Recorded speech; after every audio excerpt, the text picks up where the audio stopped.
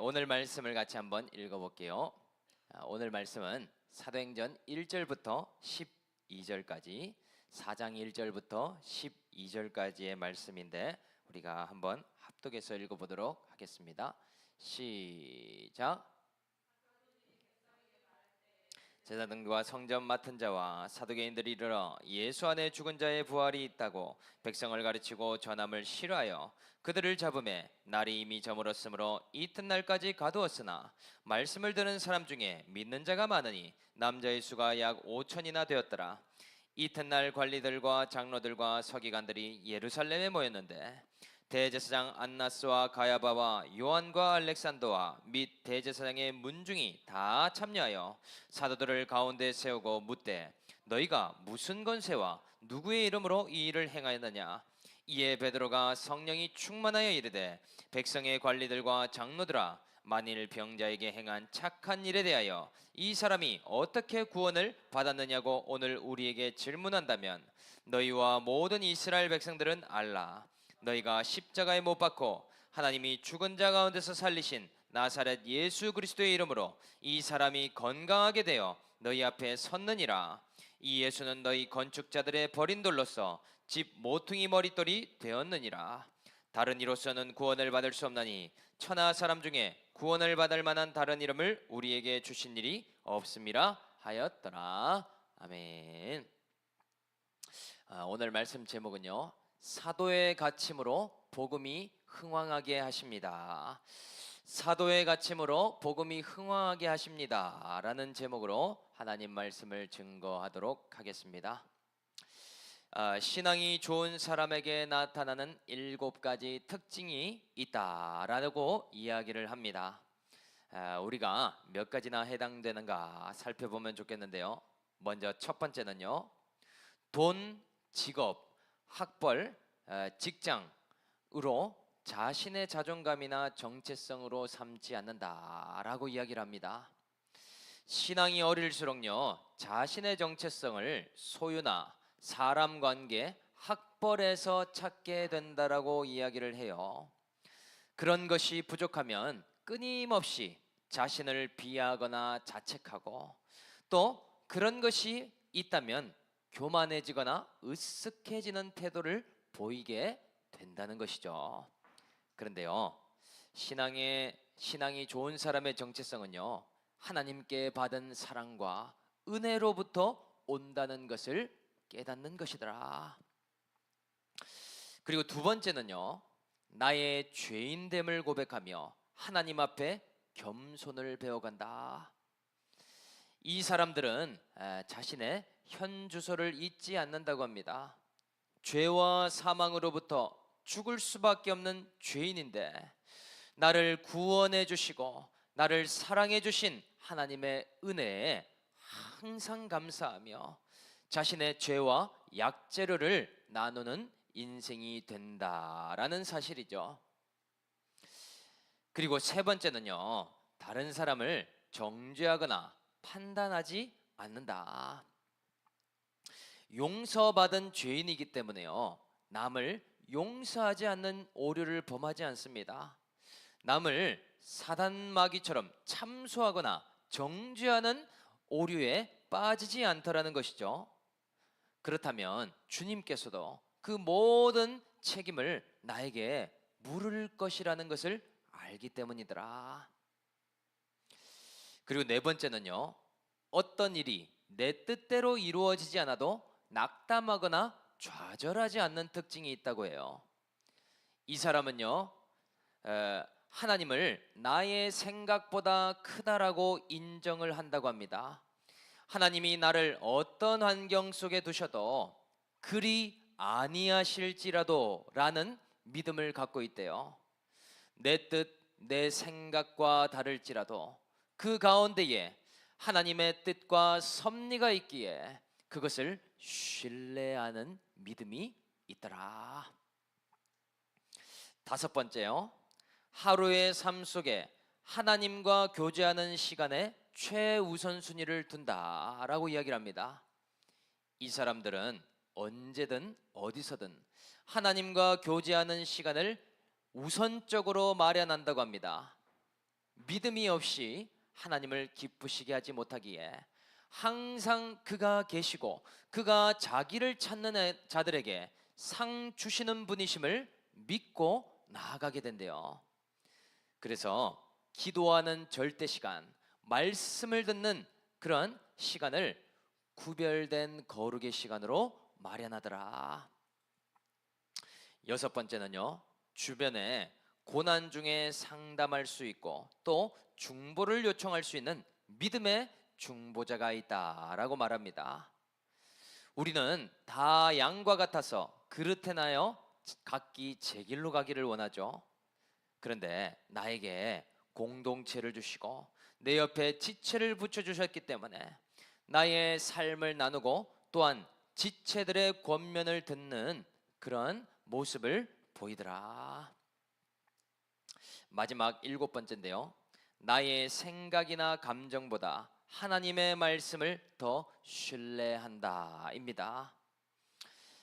이 사람들은요, 자신의 생각이나 감정 그것보다 더 크게 믿는 것이 말씀이라고 이야기를 합니다.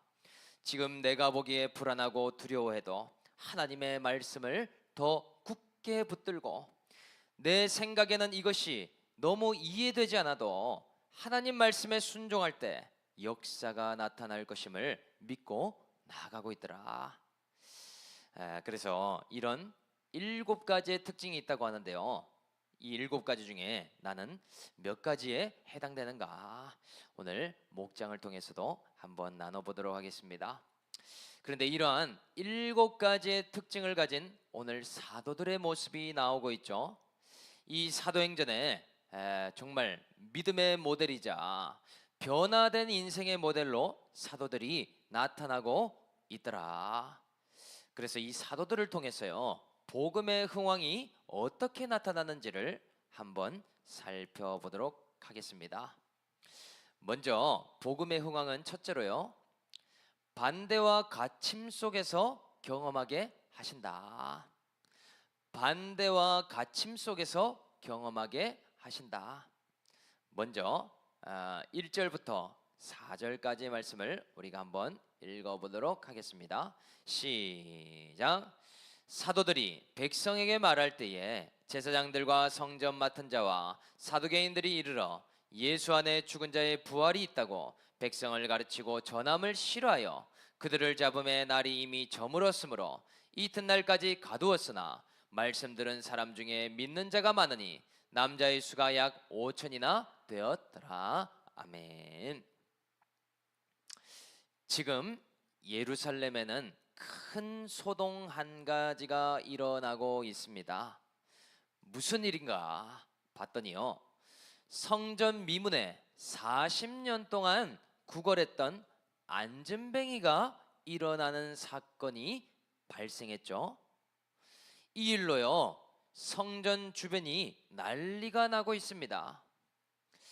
요한과 베드로가요, 내게 은과 금은 없거니와 내게 있는 것을 내게 주노니 나사렛 예수의 이름으로 일어나 걸으라, 이렇게 선포하지 않았습니까? 그런데 안전뱅이가요, 기적처럼 일어나 뛰기도 하며 찬송을 하기 시작하는 것이죠. 백성들도 도대체 어떻게 이런 일이 일어날 수 있는가? 이것이 무슨 일인가? 병자들이 몰리기 시작합니다. 많은 백성들이 각자의 소원과 문제를 가지고요, 사도들 앞에 나오기 시작하는 것이죠. 소문이 순식간에 퍼져나가고 있더라. 이때부터요, 베드로가 설교를 시작하고 있습니다.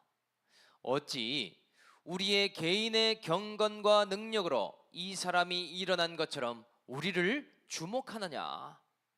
이 안전뱅이를 일으킨 것은 나 베드로나 여기에 있는 요한이 아니라 예수 그리스도의 이름으로 말미암았느니라 라고 선포를 하고 있죠. 그리고요, 예수 그리스도의 십자가와 부활 사건을 증거하면서 너희도 회개하고 죄 사함을 받으라 라고 설교하고 있습니다. 바로 그때에 이스라엘 백성들은요, 말씀 그대로를 받아들이고 회개하는 역사가 일어나기 시작했죠. 성령의 역사하심을 통해 복음이 증거되는 놀라운 일들이 있게 되더라. 그런데 오늘 본문에 등장하는 대제사장과 서기관들은 어떤가 하는 것이죠. 이들은요, 복음을 듣는 것을 너무나 싫어했다라고 이야기를 하고 있습니다. 왜 죽임당한 예수를 믿어야 되는가? 너무 이해가 안 되더라는 것이죠. 나는 별로 죄 지은 것도 없는데 내가 왜 회개를 해야 되는가? 너무 용납이 안 되는 이야기가 아니겠습니까? 그래서 귀를 막고 싶은데요, 그것을 막을 길이 없으니 이 사도들을 고발하고 있는 것이죠. 어떤 면에서는요, 자신이 마음이 완악하고 교만한 상태라는 것도 스스로 모르고 있더라. 그래서 저 사도들만 없으면 이 성전에 소동도 없고 우리도 괜찮다라고 생각을 하고 있죠. 그래서 이 사도들을 어떻게 하는가? 바로 붙잡아다가 감옥에 가두는 일을 하고 있습니다. 왜냐? 성전 미문에서 이러한 일을 한 것도 질서를 어지럽힌 일이요, 지도자들에게 허락을 받고 한 일이 아니지 않습니까? 그래서요, 복음을 전할 사도들만 없어지면 괜찮겠다 했다는 것이죠. 그러니 사도들을 감옥에 가두었으니까 이제 소동이 잠잠해져야 되지 않습니까? 복음의 진전이 멈춰버리고 성령의 역사가 사라져버려야 되잖아요. 그런데 오늘 본문에요, 놀라운 역사가 일어나고 있죠. 분명 사도들은 옥에 갇혀 있는데 말씀은 갇히지를 않더라는 사실이죠. 사도들이 더 이상 말씀을 전하지 못하는 상황에도요, 복음의 진전은 더 흥왕하고 있는 일이 나타나더라. 사람들이 더 예수를 깊이 믿기 시작합니다. 자신의 죄를 회개하며 복음을 받아들이는 영적인 진전이 일어나고 있더라는 사실이죠. 마치 사도 바울이 복음을 위해 옥에 갇히면 갇힐수록 그의 편지를 통해 교회가 더 세워지고 복음이 증거되는 역사와 동일한 것 아닙니까? 그래서 어떻게 이런 일이 일어날 수 있는가? 복음의 역사는요, 사람의 생각과 다르기 때문이죠. 사도들이 십자가를 지면 질수록 성령께서 더 역사하기 시작합니다. 사도들이요, 자기를 부인하고 옥에 갇히면 갇힐수록 복음의 흥왕은 더 강력하게 나타나더라. 이것이요, 바로 하나님이 역사하시는 방법이죠. 그래서 이 말씀을 적용해 보면요, 우리는 모든 일에 흥왕하는 것을 너무나 좋아하죠. 저도 목회자로서 교회도 부흥된다면 이보다 좋은 일이 없을 것입니다. 기왕이면 물질도 부유해지면 너무 좋을 것 같고요, 나의 건강이나 자녀들이 형통하기를 너무나 원합니다. 거기다가요, 덤으로 가족들의 구원, 복음의 진전까지 이룬다면요, 이와 같은 금상첨화가 어디에 있겠습니까? 이 모든 일들을요, 두 글자로 흥왕한다라고 말할 수 있겠죠. 흥왕은 곧 행복이 아닙니까? 그런데 우리는 지금까지 복음을 모르는 인생이었기 때문에요, 거꾸로만 생각을 해왔죠. 왜냐하면요, 이러한 흥왕이 어디서부터 오는지를 전혀 모르고 있었기 때문이죠. 믿져야 본전이니까 하나님께 기복적으로 간구해 보기 시작합니다. 하나님, 이것 좀 해주세요. 저렇게 좀 해주세요. 떼쓰는 기도라도 해보고 있습니다. 이러한 소원들을 다 나열해서 기도한다면 혹시나 한 가지는 이루어 주시지 않을까? 에, 그래서요, 각자의 문제나 소원을 말해보고 있다는 것이죠. 그런데 이 모든 것이요, 한편으로 복음을 모르기 때문에 나오는 행동이 아닙니까? 왜냐하면요, 십자가 없는 영광이 있다라고 믿고 있기 때문이죠. 그것이 복음의 일이든 가정의 일이든 직장의 일이든 흥왕하는 그 자체에만 관심이 있지, 내가 어떤 십자가를 져야 된다라는 생각 자체를 못하는 것 아닙니까? 그래서요, 물질의 흥왕이 어디서부터 오는지 아십니까? 직장에 잘 매여 있는 것으로부터, 또한 사명의 십자가를 잘 지는 것에서부터 오는 것이죠. 우리의 직장의 환경은요, 마치 감옥과도 같습니다. 늘상 똑같은 일과가 주어지고요, 그 안에서 시간을 채워나가야 됩니다. 너무 힘들고 답답해도요, 근무를 채워가야 물질을 얻게 되는 것 아닙니까? 만약에 나의 자리에 매여 있지 않는다면 어찌 물질이 주어지겠는가? 또는 하나님의 맡겨진 사명을 감당하지 않는다면요, 하나님이 물질 또한 축복을 주실 수 있겠는가? 또 가족 구원을 한번 생각해 보면요, 내가 기도의 십자가를 지지 않는데 어찌 가족 구원의 흥왕이 있을 수 있는가 생각해 볼 수 있는 것이죠. 가급적이면 아무 기도도 없이 그냥 알아서 해주시면 좋겠다. 자연스럽게 배우자가 예수 믿고 자녀들이 스스로 깨닫고 돌아오면 좋겠다. 이러한 생각만 하지 않습니까? 그런데 한번 이 말씀으로 뒤집어서 생각해 보는 것이죠. 나는 나의 자녀를 위해 얼마나 기도에 옥에 매여 있었는가? 내가 배우자를 위해서 얼마만큼 중보하고 그의 영혼을 불쌍히 여기며 기도했는가?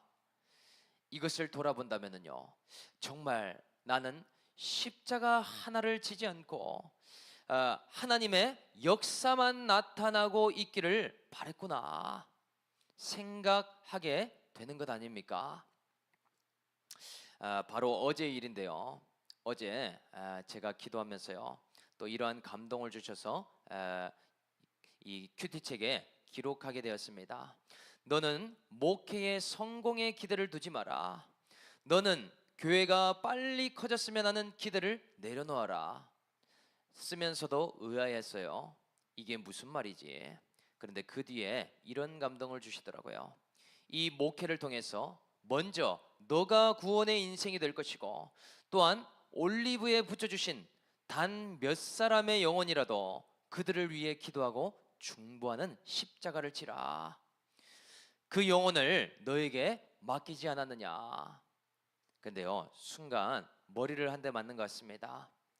만약 나에게 큰 교회를, 큰 목회를 맡겨주셨는데 목자임에도 양들의 이름을 다 알지 못하고 그들이 어찌 살아가고 있는지 그 영혼에 관심도 중보도 하지 못한다면 그것이 얼마나 두려운 일인가. 그래서요, 그런 기도가 나왔습니다. 지금 저에게 맡겨주신 십자가를 잘 지고 가길 원합니다. 교회의 성공이 아니라 맡겨주신 역할과 영혼을 잘 섬기기 원합니다. 정말 그렇구나. 하늘에서 떨어지는 영광을 바라는 것이 아니라 내가 질 십자가에 집중하며 이 길을 걸어가야 되겠다라는 생각을 하게 된 것이죠. 저는요, 이러한 일들이 지금 한국 교회와 대한민국의 상황에도 하나님의 섭리가 나타나고 있음을 느끼게 됩니다. 이번 주에도 뉴스 기사를 보니까요, 부산 세계로교회 소년보 목사님이 감옥에 갇히는 일이 있었죠. 저는 정치에는 별로 관심이 없어서 자세한 내용은 모르지만 부정선거에 대한 이야기를 했기 때문에 손발이 묶인 채로 이렇게 압수수색을 당했다라는 이야기를 들었습니다. 그리고 얼마 전에 우리나라에서 제일 큰 순복음교회 또한 압수수색을 당하는 일이 있었죠. 그 이유는요, 트럼프의 첫째 아들이 간증 집회를 하러 왔다는 이유만으로도 그런 일이 있더라. 지금 대한민국에 어떠한 일이 있습니까? 대기업들이 해외로 다 빠져나가는 일이 있죠. 또 반대로요, 중국인들은요, 무비자 정책으로 앞으로 우리 한국에 3천만 명이 들어올 것으로 예상되고 있습니다. 예전에는 차이나타운에만 중국인이 있고 대장동에만 있었다면요, 지금 제주도는 중국인이 한국인보다 많은 상황이 벌어지고 있고요. 서울 경기에 중국인이 집을 사면 취득세가 면제되는 정책이 시행되고 있습니다. 물밀듯이 유입되고 있더라. 무엇을 의미하겠는가? 한국 인구는 계속 줄고 다문화 가정이 늘어나겠죠. 신앙의 가치관은 희석되고요. 포퓰리즘과 물질 만모니즘이 팽배하게 되겠더라. 여러분, 이제는요, 우리 모두가 스스로 깨어 있어야 할 때가 왔습니다. 오늘 저와 여러분들은 무엇의 흥황을 바라보며 살아가고 있는가? 이러한 하나님께서 우리나라를 깨워주시고 있는 이때에 복음의 흥황, 구원의 흥황을 경험하게 되어야 되겠다. 오늘 저와 여러분들을 바라기는요, 이 말씀을 통해서요, 우리 모두가 각자의 기복의 흥황이 아니라 복음의 흥황을 위해서 십자가를 지며 나아가는 저와 여러분들이 다 될 수 있기를 주 예수의 이름으로 간절히 축복합니다. 그래서 복음의 흥황 두 번째는요, 예수의 이름으로 구원의 착한 일을 할 때 경험하게 된다. 6절과 7절 말씀을 한번 읽어보겠습니다. 시작. 대제사장 안나스와 가야바와 요한과 알렉산더와 및 대제사장의 문중이 다 참여하여 사도들을 가운데 세우고 묻되 너희가 무슨 권세와 누구의 이름으로 이 일을 행하였느냐. 아멘. 그래서 대제사장 안나스와 가야바에게는요, 지금 이 일이 너무나 골치 아픈 일이 되고 있죠. 그래서 사도들에게 신문을 하고 있습니다. 너희가 무슨 권세와 누구의 이름으로 이런 일을 행하느냐. 여러분, 이 질문을 어디서 본 적이 있지 않습니까? 예수님께서 기적을 행하실 때, 또 성전에서 상을 엎으실 때 대제사장과 바리새인들이 질문했었죠. 네가 무슨 권위로 이런 일을 행하느냐. 똑같이 묻고 책 잡으려고 하지 않았습니까? 오늘도 사도들이 하나님이 주신 권위로 했다라고 하면 우리에게 당장 표적을 보이라 이렇게 말할 것이고요, 스스로 했다라고 하면은요, 그때부터는 책 잡아서 처벌하려고 하겠죠. 지금까지 그런 방식으로 사람을 계속 죽여오지 않았습니까? 그런데 오늘 베드로가요, 성령 충만함으로 담대하게 대답을 하고 있죠. 그 대답이 9절과 10절에 나오는데 한번 읽어보도록 하겠습니다. 9절 10절 시작. 만일 병자에게 행한 착한 일에 대하여 이 사람이 어떻게 구원을 받았느냐고 우리에게 질문한다면 너희와 모든 이스라엘 백성들은 알라. 너희가 십자가에 못 박고 하나님이 죽은 자 가운데서 살리신 나사렛 예수 그리스도의 이름으로 이 사람이 건강하게 되어 너희 앞에 섰느니라. 아멘. 그래서 우리 아이가 달라졌어요처럼 베드로가 달라졌음을 볼 수 있죠. 이전에 베드로는요, 너도 예수의 도당이 아니냐라고 했을 때 나는 정녕 예수를 알지 못하노라 부인했었죠. 그것도 3번씩이나 예수님을 부인하면서요, 도망쳤던 베드로가 아닙니까? 대제사장의 집 뜨리라고 하면 너무나 두려워하고 있는 베드로였더라. 예수님이 잡히게 되는 일이 일어나지 않기를 바랬고 또 그러한 일이 일어나지 않도록 최선을 다했죠. 그런데 오늘 그렇게 두려워하던 베드로의 모습이 온데간데 없습니다. 지금 대제사장을 눈앞에 두고 뭐라고 하는가? 성령 충만함으로 이 안전뱅이를 일으킨 착한 일을 누구의 권위로 했냐고 묻는다면 나사렛 예수 그리스도의 이름으로 행했다라고 분명하게 이야기하고 있더라. 그래서요, 일자 무식에 갈릴리 촌놈 출신이라는 것을 다 아는데요, 베드로가 어떻게 이렇게 담대하게 이야기할 수 있는가? 어떻게 저렇게 확신 있게 말하는가? 오히려 대제사장들이 꿀먹은 벙어리가 되게 되었죠. 안나스와 가야바가 할 말이 없게 되더라. 만약 이러한 말만 했다면 설득력이 부족할 수 있었을 텐데요, 베드로 옆에 지금 누가 있습니까? 40년 동안 앉아 있었던 안진뱅이가 서 있지 않겠습니까? 복음의 산 증인인 안진뱅이가 서 있으니 이 일이 하나님이 하신 일이 아니고서는 해석이 안 되더라. 그러니까요, 상황이 완전히 역전되고 있는 것이죠. 두려워해야 할 베드로는 담대히 이야기하고 가장 권위가 있어야 될 대제사장은 벙어리가 되어버리고 있다라는 사실이죠. 그래서요, 조금이라도 인간적으로 생각했다면 감옥에 들어갈 수도 있고 매를 맞을 수도 있는 일이 아니겠습니까? 그런데 오늘 베드로는요, 변화된 모습으로 오늘 설교하고 있더라. 모두에게 쐐기를 박는 듯한 말씀을 12절에 전하고 있는데요, 우리 큐티책으로 한번 읽어보겠습니다. 시작. 다른 이로서는 구원을 받을 수 없나니 천하 사람 중에 구원을 받을 만한 다른 이름을 우리에게 주신 일이 없음이니라 하였더라. 아멘. 베드로가 대제사장들과 종교 지도자들 앞에서 분명하게 증거하고 있습니다. 우리의 구원이 어디서부터 오는가? 바로 예수 그리스도의 이름을 믿는 것에서부터 온다라고 말하고 있죠. 유대인들이 너희가 행위로 의롭다라고 말하고 율법을 지킴으로 구원을 얻는다라고 말하지만 그것이 아니라 예수 이름을 믿는 것 외에는 하나님이 허락하신 구원이 없다. 쐐기를 받고 있는 것이죠. 그래서 이 말씀을 적용해 보면은요, 우리가 살아가는 시대에 정말 쉽게 이야기하지 못하는 것이 한 가지가 있습니다. 직장에서나 만나는 사람들에게 내가 크리스찬이다 라는 말을 잘 못하고 안 하기도 하죠.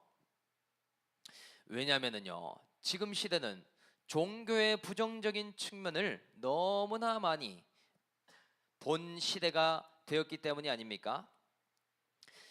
방송에서도요, 나는 신이다, JMS나 만민중앙교회에 대해서 나옵니다. 또 코로나 때에요, 신천지의 극단적인 측면들을 많은 사람들이 알게 되었습니다. 그 밖에도 하나님의 교회나 여호와의 증인, 증산도와 같은 이단과 사이비 종교들로 인해서요, 물론 다는 아니겠지만 교회나 종교에 대해서 굉장히 부정적이고 방어적인 태세를 보이며 살아가더라. 그래서 종교적으로 깊이 빠지는 것을요, 부정적으로 보는 사람이 훨씬 많은 것이죠. 저희 장인어른도 항상 이야기를 합니다. 우리 가정에서 가장 중심을 잡고 있는 것이 나라고 이야기를 하더라고요. 모두가 다 기독교에 깊이 빠져 있는데 자신은 무교이기 때문에 중심을 잡는다는 그런 이야기를 하더라고요. 왜냐하면 11조를 내는 것도 매주 가서 봉사하고 헌신하고 예배를 한 번 드리면 되지 왜 그렇게 많이 드리는가? 납득이 안 되기 때문이죠. 그래서 우리는 이런 선택을 하게 됩니다. 직장에서나 만나는 사람들에게 종교 이야기를 하지 않을 뿐만 아니라 전도는 더더욱 하지 않는 그런 선택을 하게 됩니다. 혹시 술자리나 회사에서 기독교인이라면 싫어하는 사람이 있지 않을까? 조용히 살아가는 것을 선택하게 되죠. 그렇기 때문에요, 우리는 이러한 모습에서 두 가지 이유를 생각해 볼 수 있습니다. 왜 이렇게 크리스찬이라고 말을 하지 못할까? 한 가지는요, 맛을 잃은 소금처럼 내가 믿음을 잃어버렸기 때문에 그럴 수 있더라. 우리를 직장에 보내시고 세상에 보내신 이유는요, 빛과 소금처럼 맛을 내라고 불러주셨는데요, 그 맛을 낼 수 있는 믿음이 점점 상실되고 있는 모습이 아닙니까? 성령 충만함이 사라진 지 오래이고, 나의 신앙에 말씀이 없어지고, 기도 생활이 사라져 버린 지금이더라. 어느 순간부터요, 나도 나의 행복만을 위해 살고 있고 물질을 위해 살아가고 있으니 누구에게 어떤 말을 할 수 있겠습니까? 할 수 있는 약재료와 간증조차 없어져 버린 것이 아닌가 돌아볼 수 있겠죠. 그리고 또 다른 이유는요, 선한 일이나 구원 자체에 관심이 없기 때문이라고 말할 수 있습니다. 우리는 신앙생활 처음 할 때요, 내가 받은 은혜처럼 누구도 이런 은혜를 받으면 좋겠다, 이런 생각이 많았죠. 내가 빚을 탕감받은 것처럼 다른 이도 예수 믿고 죄 사함을 받으면 좋겠다. 나의 신앙생활이 좋으니까요, 남들에게 건강식품을 소개하고 추천하듯이 또는 보험을 소개하듯이 항상 전도를 하려고 하는 생각이 있었습니다. 그런데 시간이 지나면서요, 은혜가 식고 신앙생활이 형식화되어 가고 있죠. 그래서 그 모든 관심이 어디로 가고 있는가? 바로 나 자신에게 쏠려 있게 되었죠. 과거만 해도요, 한 20년, 30년 전만 해도 핸드폰이 없었기 때문에 주변 사람들과 대화할 시간도 많고 주변 이웃 누구라도 신뢰하며 살았던 기억이 참 많았던 것 같습니다. 저도 제 동생도요, 옆집에 맡기기도 하고 앞집에 또 보살펴 주기도 하고, 여름이 되면 다 같이 나와서 수박을 먹고 그런 기억이 참 많았는데요, 신뢰감이 있기 때문에 서로 관계를 쌓아가기도 하고 또 부모에게 훈계를 받기도 하면서 그렇게 자라왔던 것이죠. 학교에도 선생님들에게 혼나기도 하고 매를 맞기도 하며 교권이 살아있는 그런 시절들을 보내왔습니다. 그런데 지금은 그런 시대가 아니죠. 이번 주에도 또 뉴스가 하나 나오는데요, 한 중학생이 14살인가 15살이 됐는데 어른들을 폭행하고 경찰서에 잡혀갔는데요, 경찰관마저도 발로 차고 욕을 하는 것이죠. 유튜브에서 UFC 파이터를 보고 조폭 생활이나 이런 자극적인 컨텐츠를 보고 그대로 따라 하는 모습을 보여주고 있습니다. 교권이 사라지고 말씀과 부모의 훈육이 사라진 시대에 모두가 사람보다 스마트폰에 주목하기 때문에요, 쇼츠를 보면서 나 자신을 기쁘게 하고 나 자신이 어떠한지가 제일 중요한 시대가 되어버린 것이죠. 자비대증에 걸려있는 이 시대를 우리가 살아가고 있더라. 그래서 오늘 내가 관심을 가져야 될 것이 무엇인가? 두 가지를 생각해 볼 수 있는데요, 나는 지금 성령 충만한 상태인가? 내 영혼과 심령이 성령과 말씀으로 채워져 있는가? 이것 한 가지가 중요하겠고요, 또 이타적으로 내가 관심 가져야 될 영혼 구원이 무엇일까? 저는 오늘 아침에도 루아르미니에게 이런 이야기를 해줬습니다. 우리는 내일 일을 알지 못하는데 우리 가족은 다 천국에서 만나게 될 거야. 아빠 친구 그 배경이라는 목사님도 알지? 하나님이 부르시면 우리는 언제가 마지막 날인지 모르게 예배하다가 찬양하다가 하나님 품에 안기는 인생이 목적이 돼야 돼. 그래서 우리는 매일매일 믿음으로 하나님을 기쁘시게 하며 가면 좋겠다고 오늘도 예배를 마지막인 것처럼 잘 드려보자라는 이야기를 했습니다. 저희의 인생은 죄인 중에 괴수와 같은 인생이지만 제가 자녀들에게 나눠줄 수 있는 것이 이러한 말씀과 약재로라는 생각이 듭니다. 오늘 저와 여러분들 이 어둡고 우울한 힘든 시기에 무엇을 위해 누구를 위해 살아가고 있습니까? 내일 일을 알지 못하는 안개와 같은 인생 속에서 나는 무엇에 확신을 가지고 살아가고 있는가? 오늘 저와 여러분들 바라기는요, 영혼 구원에 관심을 가지고 또한 내가 성령 충만함을 받아 하나님을 기쁘시게 하는 인생, 그러한 인생을 살아가야 되지 않겠습니까? 오늘 말씀을 마무리하면은요, 저와 여러분들이 모두가 이러한 사도들과 같은 모습으로 가정과 직장에서 하나님께 귀하게 쓰임을 받는 복음의 증인들로 살아갈 수 있기를 주 예수의 이름으로 간절히 축복합니다. 오늘 말씀을 한번 생각하면서 한번 기도